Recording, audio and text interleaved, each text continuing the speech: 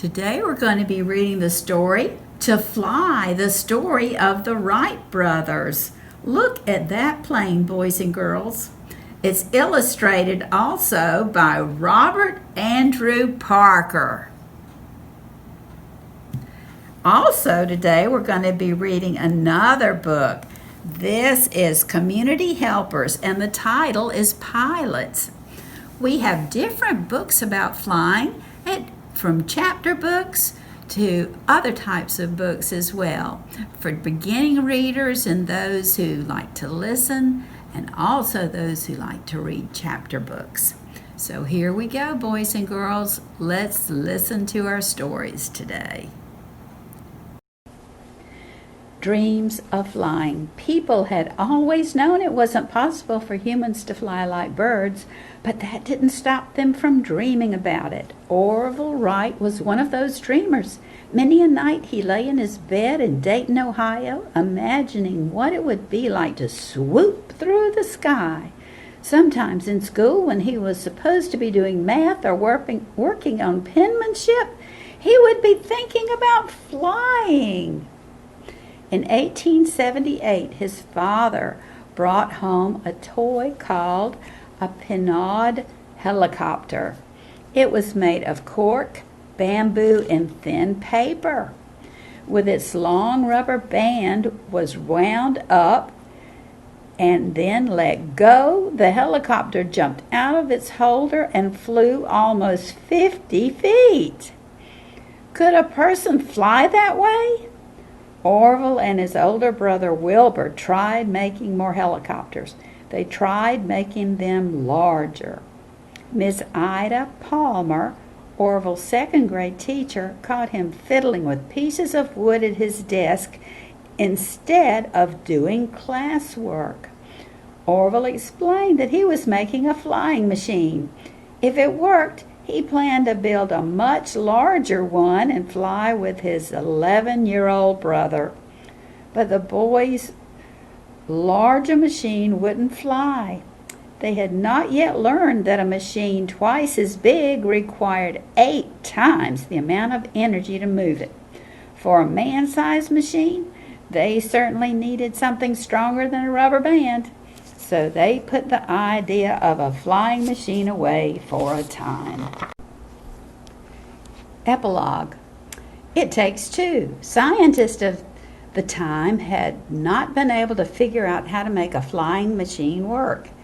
People like Samuel Langley, who received more than $55,000 from the government, could not solve the problems of flight.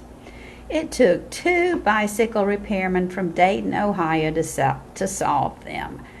When they made their first flight, Orville Wright was 32 years old. Wilbur was 36.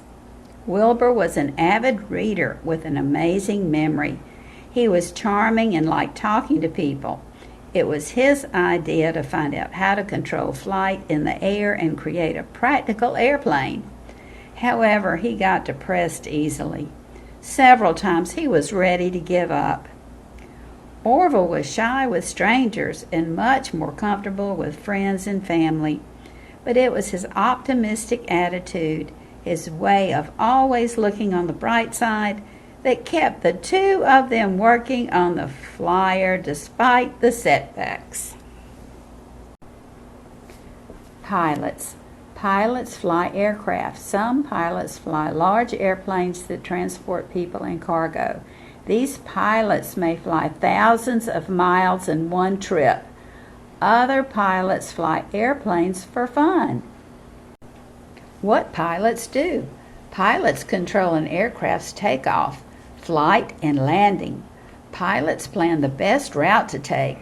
They check weather reports to make sure flights will be safe. Different kinds of aircraft. Pilots fly different kinds of aircraft. They fly small private planes or jets. Pilots also fly helicopters and military planes. Many pilots fly large airliners and cargo planes. Airports. Most pilots take off and land their planes at airports. Airports have control towers. Planes drive on a taxiway to get to a runway. The runway is a strip of flat land where planes take off and land. Planes are parked in hangars when they are not flying. Tools pilots use. Pilots use the controls in a cockpit to fly planes. Controls help the pilot steer and turn the plane. Gauges tell how high and how fast the plane is flying. Other instruments show how the engines are working. What pilots wear. Some pilots who fly for airlines wear uniforms. Pilots also wear headsets. This tool helps pilots hear directions from the control tower. Pilots talk to the control tower through a microphone on the headset. Pilots in school. Some people learn how to fly aircraft in the military. Other people go to flight school. They must take a written test and pass a flying exam. Pilots then earn a certificate. This piece of paper proves that a pilot has had the right training. People who help pilots. Many people help pilots. Mechanics make sure aircraft are working correctly. Air traffic controllers tell pilots when it is safe to take off and to land. Cargo handlers move luggage or cargo into and out of a plane. Flight attendants keep passengers safe and comfortable. How pilots help others. Some pilots fly helicopters that take people to the hospital quickly. Other pilots use their planes to help farmers spray their crops to kill bugs and weeds. Airline pilots often fly planes to other countries. Pilots transport people and cargo all over the world. Boys and girls, we're so glad you joined us for our stories today. The Pilot Book and To Fly, the Orville and Wilbur Wright brothers. We also have some other books available for you today that are lots of fun.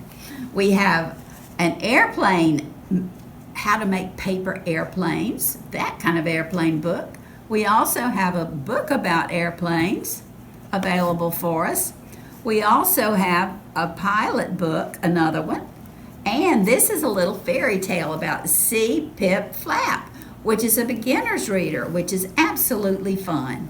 We also have I Can Build It! That's right, we want you to believe in yourself, just like the Wright brothers. Just believe in yourself and don't quit. Yes, you can build it. And these are many books that we have here, as well as the internet, boys and girls. We have things online with the Colleton County Library System, and you can get these right in your home if you download those online. So we look forward to seeing you in the Cottageville Library. We look forward to answering any questions or ordering any books you'd like or help you check out books. We're just looking forward to seeing you again. We still have curbside service, and we still are open our regular hours here in Cottageville. So we look forward to seeing you very, very soon. Happy reading!